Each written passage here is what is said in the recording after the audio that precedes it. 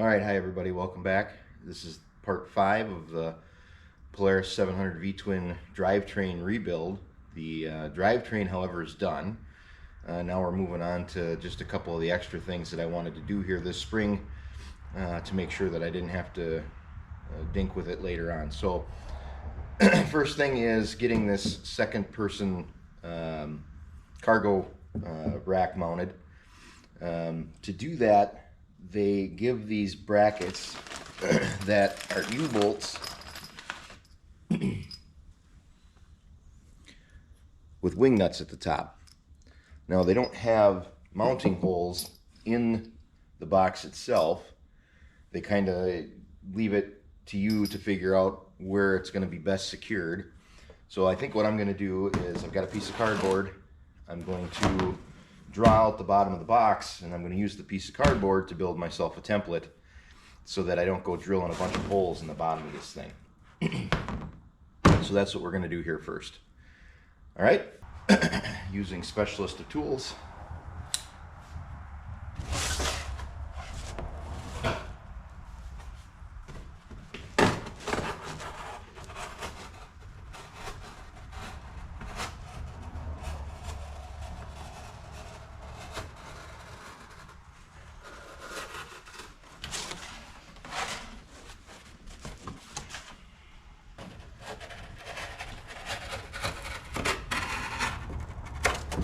There we go.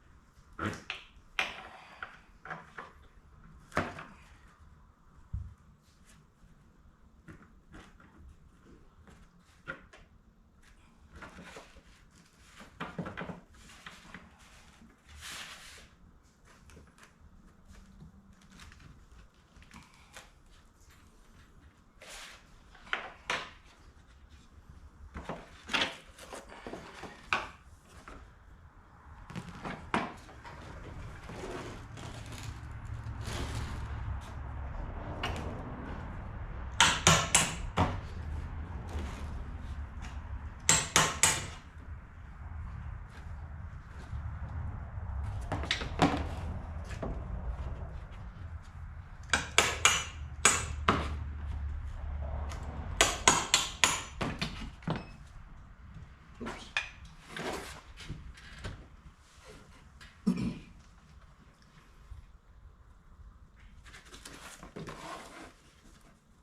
Okay, so I used the head of the U-bolt to give me some dimples where I wanted the holes, and then I just used a punch to pop the holes in. Now I'm just going to make sure everything lines in, just through the top.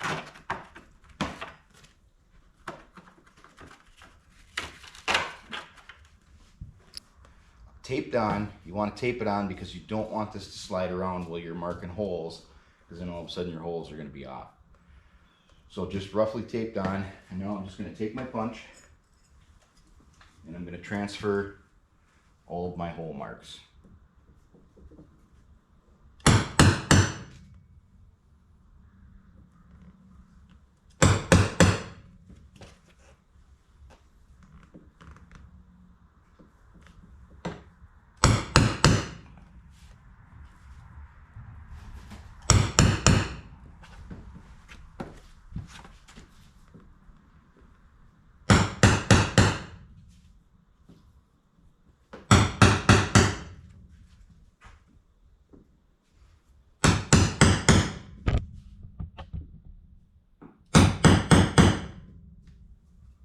Okay.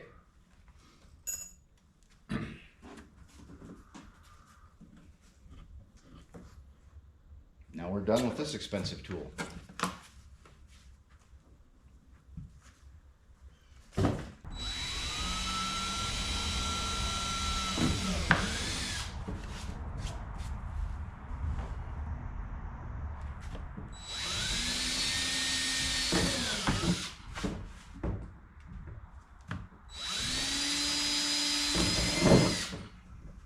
Whoops.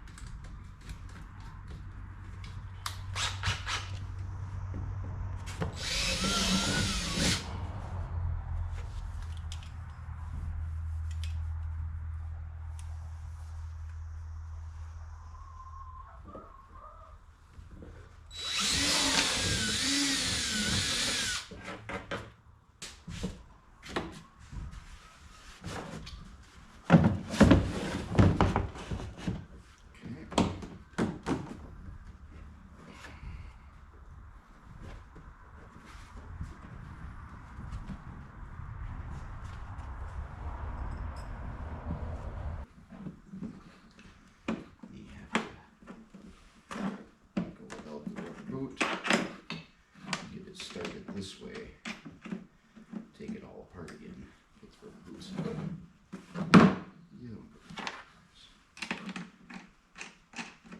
Okay. That'll always keep them coming off.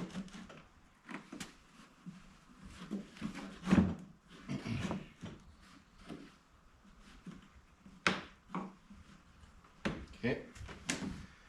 Number 2.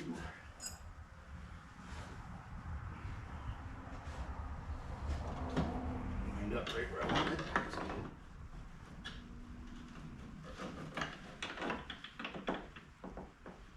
He's very close.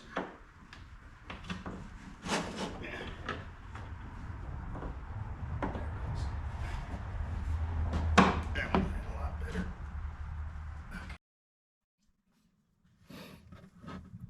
Okay, so rubber gasket.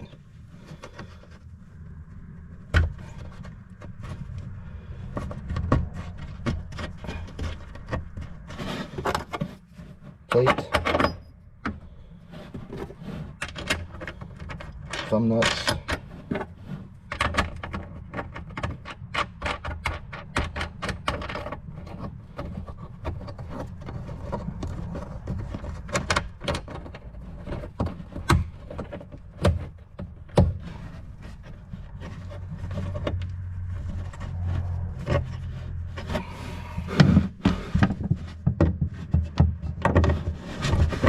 Snug it up.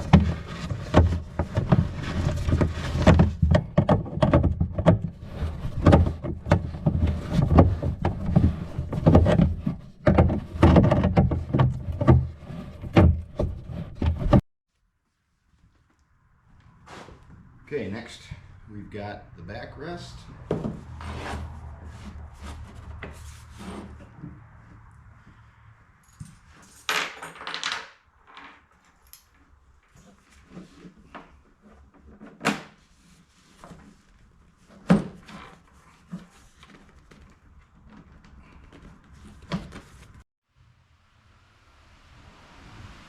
All right, so I got it on. It's mounted, it's solid. And here's what I like and what I don't like about it. I like the build of it. It's big, it's beefy, it's got really good grip and handles. That's going to be nice for getting on and off. You got 2 points of contact now for your hands when you get on and off the four-wheeler. The seat, it's really a big, comfy seat. So if we're doing any amount of actual trail riding, somebody can sit there for a long period of time and feel comfortable. One of the things I definitely didn't like about it was the mounting hardware. I don't like that setup at all. If I would have really looked at it and thought about it, I probably would have replaced some of that hardware. It's something that I could ground off when I was done and make it flush, because I can just see myself reaching in here and catching. I know they gave these nice covers, you know, to try to avoid some of that, but even still, it hinders you from putting anything in here and having it sit flat. So not overly impressed with that.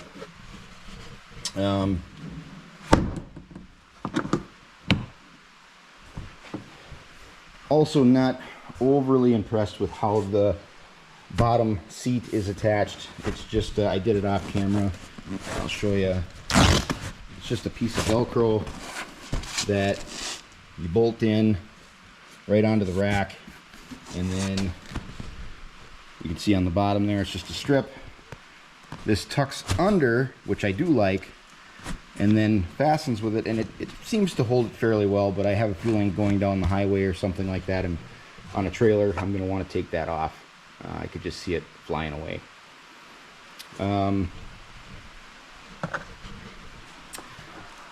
Okay, so next we get to work on making that tail light work, and then the heated hand grips along with the new heated hand grips for this, and then I'm also going to put the wiring in and the switches for a rear backup light, and then potentially a LED for the front, a light bar for when I've got the plow on.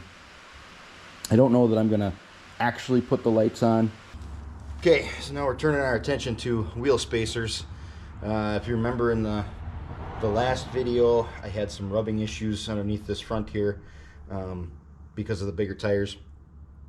I thought my solution was going to be spacing them out further, so I bought some 1-inch tire spacers that I'm going to install, and that I put it on the other side already. I'll do it on this side so you can see the process. It's pretty quick and easy, just like taking the tires on and off the first time.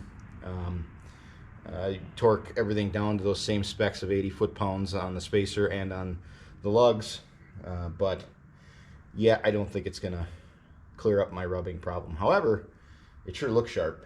Nice wide stance, it looks mean. So that's what we're doing today.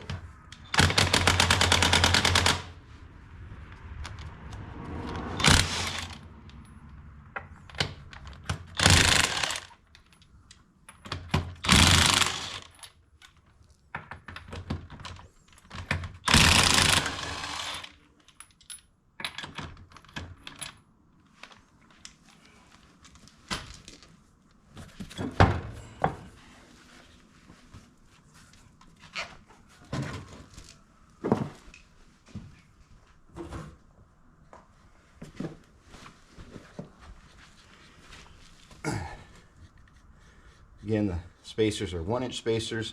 I think if I would have went with 2-inch, I probably would have cleared everything. And either way, I'm not going to have fender protection from mud, so that really wouldn't have mattered. But when I was making the purchase, that's what was going through my head, was I don't want to space it out too far so that I get mud in my face all the time. But it doesn't really matter. It's going to happen.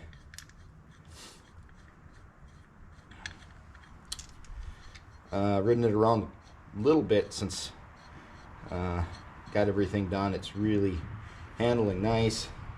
I've got plenty of reaction to the rear end when I hit the gas, which is good, and the braking is phenomenal. It's so nice to have good brakes again. Even for stuff like this, I can lock the handlebar down, and now I can crank on lug nuts.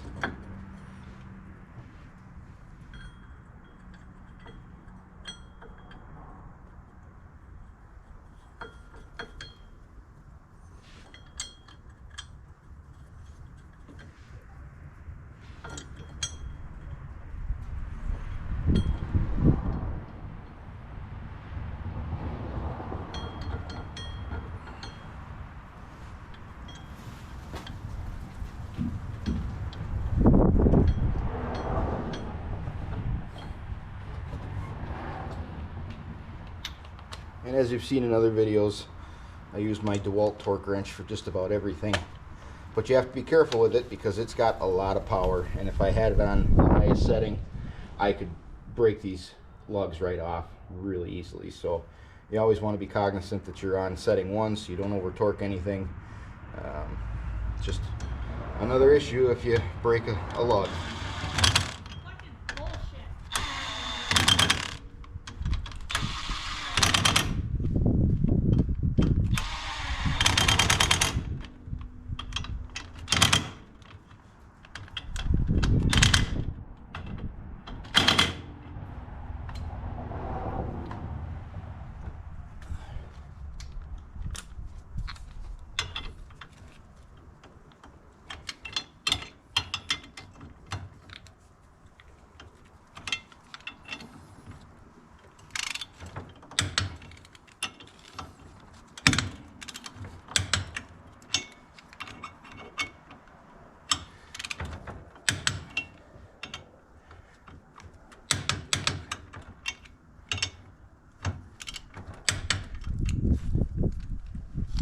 The other thing I kind of like about the wheel spacers is the lugs are just a little bit deeper. When I originally put the new rims on, I was really concerned about how much that nut was gonna, how deep it was gonna get into that. And it seemed to be okay, but these are a lot deeper. I get a lot more turns on it, and I feel a lot more comfortable with it.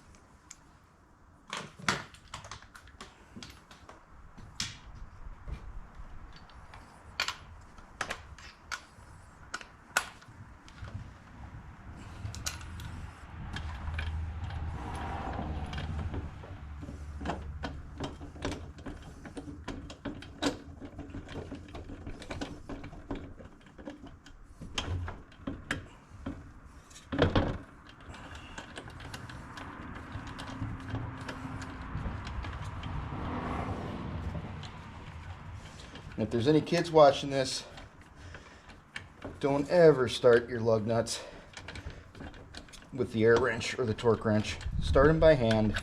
Know that they're started so that you don't cross thread them. That is a lesson that I've had to learn, unfortunately, too many times, because I wasn't a real fast learner, but now I know.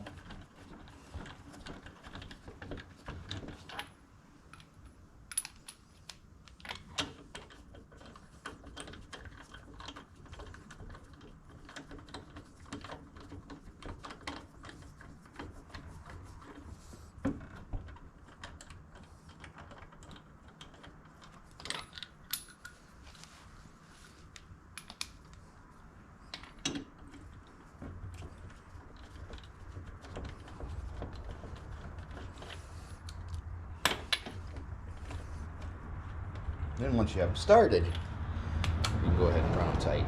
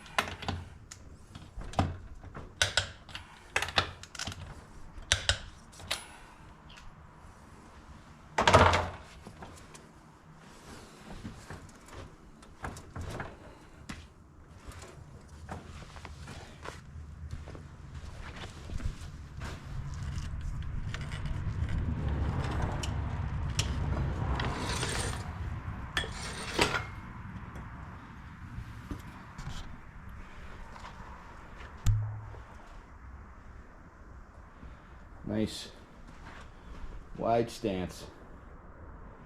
That's going to be sweet.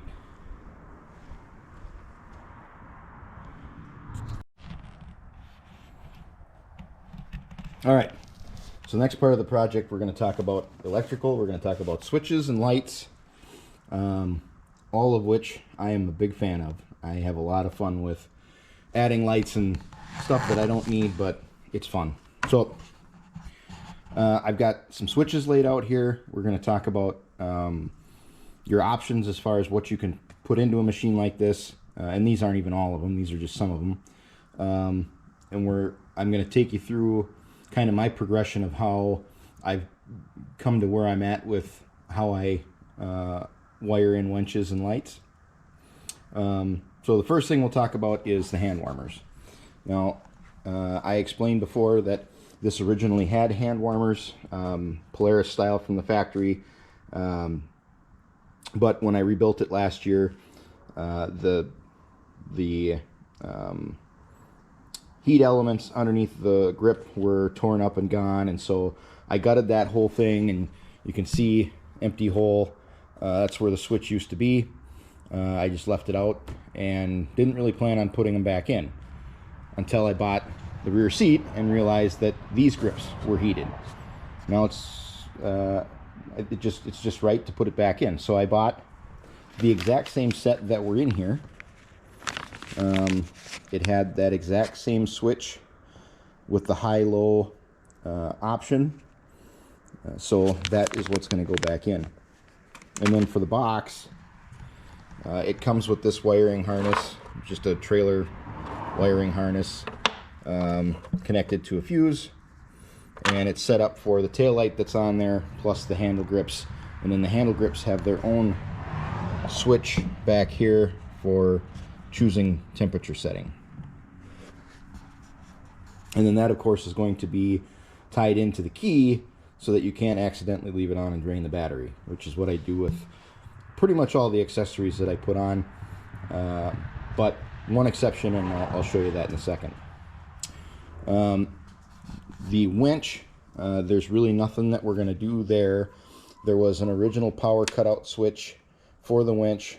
I replaced it with a switch that I had because that one was in pretty rough shape. So you turn the power on to the winch when the ATV is on, and then it's got this old in-out control attached to the rack, which again I kept because you don't see them very often anymore, and it's a piece of history, right? So that stayed. You can do a toggle switch like this, a 2-pole. So I got it upside down. In would bring it in, out would bring it out. Now this one isn't springed, it's stationary. The ones that I have on my Ranger, I'll show you in a second, are springed, so you hold it in, and when you let up, it shuts off, which is what I prefer. I wouldn't want that to stay locked in on its own. But it's just an extra one that I had, and then of course it's got the little winch decal on there so that you know what your switch is for. And it lights up. Okay, so let's go over and look at the Ranger quickly. So on the Ranger, I have 2 winches. I have one in the front and one in the back. And I wired them with 2 separate switches, mainly because I had room on the dash. And then I got the same style switch for the grill lights, and installed that as well, just to match.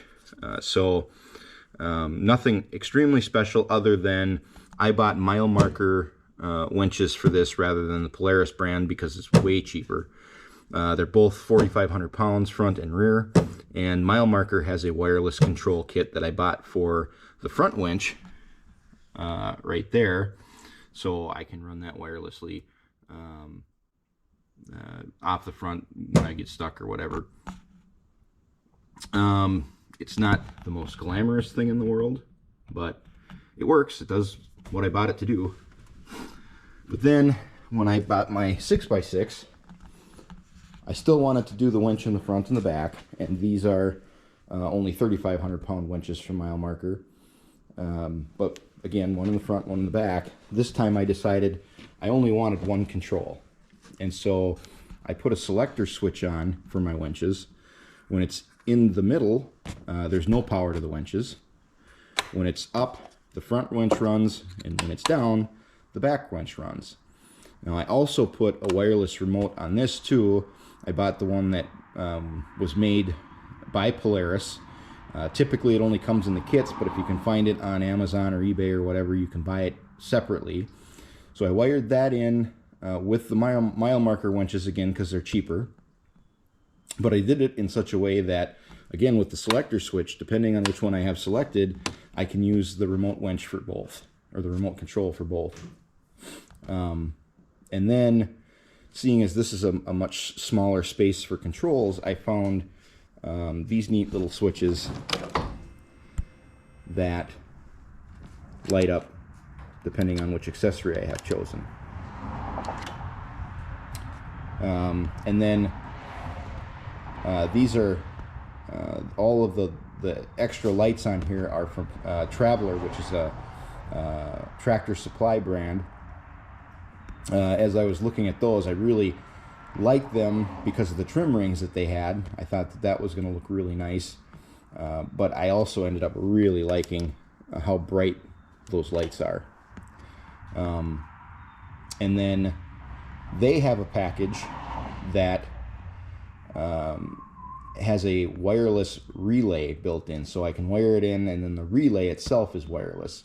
So I did it in such a fashion that when the power's off to the wheeler, I can't turn on my accessories, right?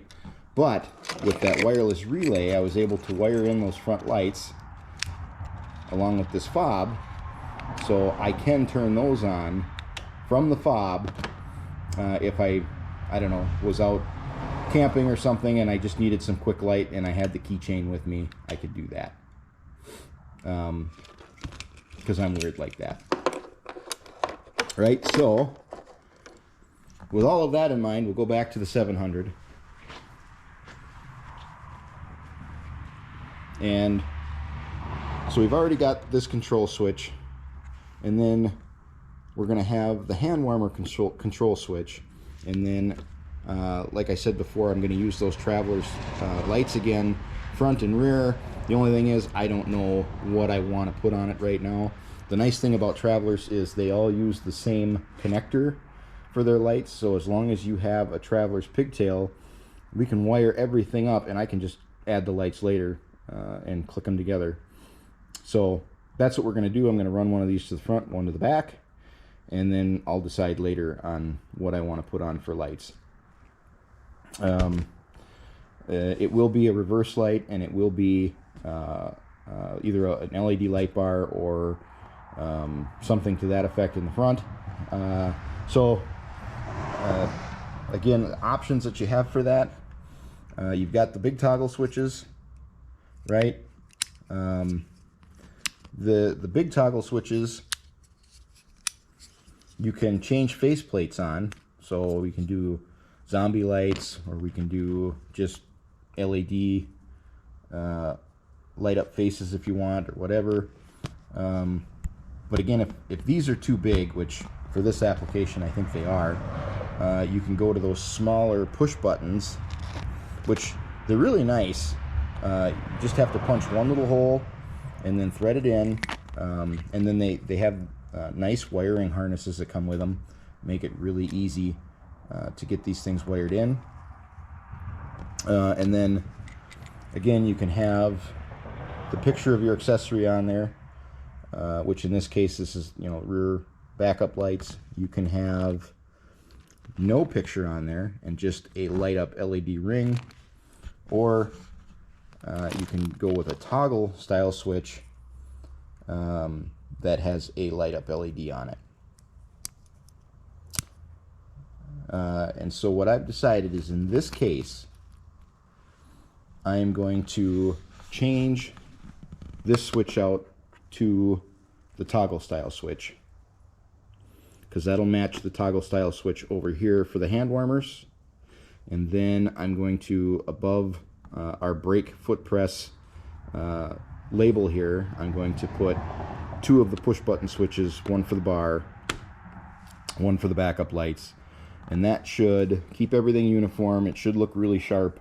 and it's not going to be overly big to where I'm putting these big toggles on here, which I really wouldn't like anyway. So that's the plan, and I'll show you a little bit of how I wire. Everybody's got their own different technique, so we'll get into that a little bit, and then hopefully we'll get that done and wrap this project up and finally be done with the 700, and I can move on to the next project and sleep at night.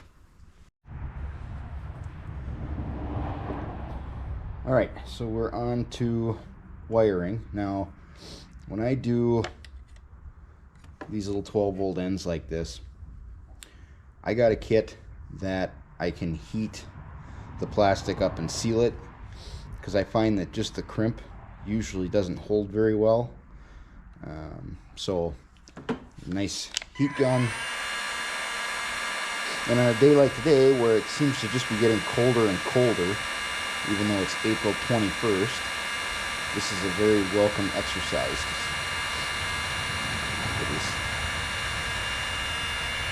It definitely feels good on the hands.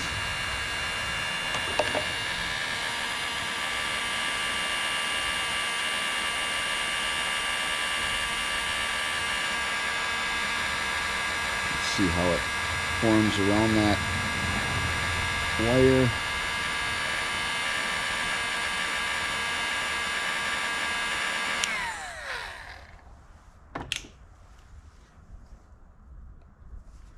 And it just makes it nice and snug.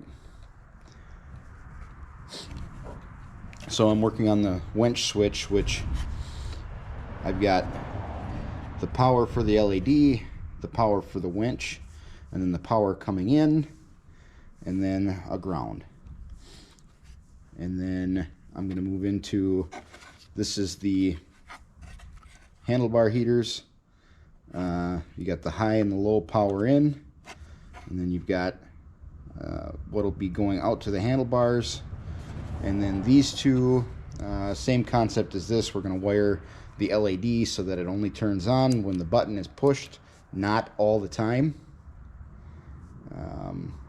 So I'm going to wire everything that I can together, get one power coming into all three of these switches, secondary power coming in for the winch, and then I'll start working on the light pigtails, get that all set, and then hopefully just make it so I can plug everything together and put the cap back on. That's the goal. All right, here we are with the finished product. I've got hot hand grips both here and here, and on a cold day like today, it feels really nice. It does feel really good. These haven't been on as long. I'll show you the switch panel. So my high and low for the hand warmers, rear lights, front light bar, when and if I should get them, and the winch power switch. All good to go. And in the back, the light for the box, all wired in. All right, so that's it. The 700 is complete, finally, and I can move on to other things. Thank you very much for following the series. I hope that you liked it. If you did, and you haven't yet, please subscribe. Otherwise, it's getting late enough in spring now that it's time to turn my attention to tractors. So I hope to see you back for that. Have a good one, everybody.